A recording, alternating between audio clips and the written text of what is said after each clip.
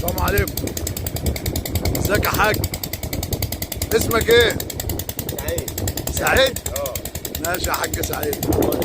انا بقى راجل غريب وجاي علشان اشرب الشاي اللي هو بالراكه دي واكل عيش وجبنه حتى.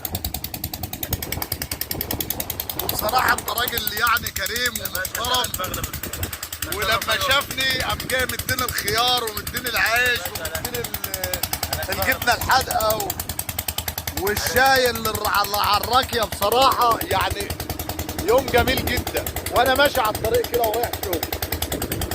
الحمد لله. وهي ديت بقى شهامه المصريين، الناس الكويسين الرجاله يعني. طبعا معروفين بقى الكرم والوجه. الله يخليك، الله يخليك يا حاج سعيد. الله يكرمك. انت تأمرني بأي حاجة؟ يا باشا تتصرف كويس، تعدي من اي وقت هنا تحت امرك. حبيبي والله. حبيبي يا عم والله تتصرف حبيبي حبيبي، ما نحرمش منك يا عم. تتصرف يوم يا عبد الله. الله يخليك يا عم سعيد.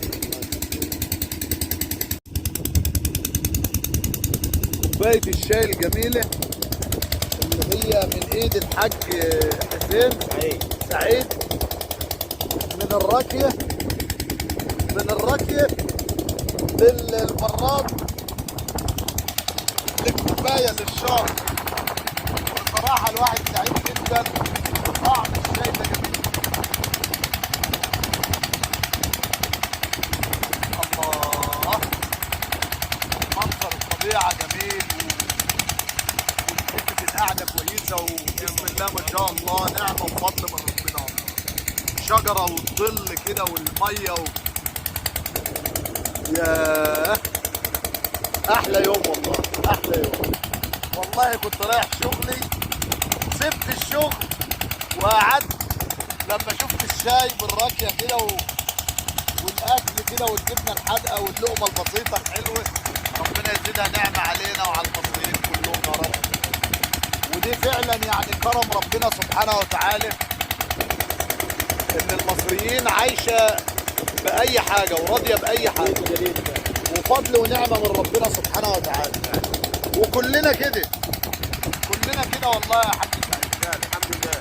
كلنا كده الحمد لله. الدنيا غلت ما غلتش اهو احنا عايشين وراضيين باللي ربنا بيجيبه لنا الحمد لله، وعايشين طالما فينا نفس وفينا صحه ان احنا ناكل ونشرب شاي ونشرب شويه ميه وكويسين. فعلا فعلا الحمد لله على النعمه اللي ربنا اداها لنا، الصحه ورضا النفس. هذا نفس اهم شيء. ورضا بالحياة اللي احنا عايشين فيها، وهذا من فضل ربنا سبحانه وتعالى جل وعلا. والحمد لله. وانا بشكر الحاج سعيد طبعا يعني على ضيافته. بصراحة الواحد مبسوط يعني بشهادة المصريين وكرم المصريين يعني. الحمد لله الحمد لله. انا ما زعلتكش لما جيت قعدت كده انا مثلا انبسطت والله. وقلت لك انا عايز اشرب شاي. زاد الشرف والله. والله انا قاعد لوحدي فانا جاي اهو ونستني شويه على دماغي والله. يعني ما فيش سابق معرفه وواحد يخش عليك كده. لا عادي، احنا اي حد يجي علينا بنرحبه بيه. شفت الناس الطيبين الفلاحين الكرماء المصريين. دي عراقه المصريين فعلا يعني. ونحمد الله سبحانه وتعالى، وربنا يزيدها نعمه ويحفظها من الزوال علينا جميعا يا رب.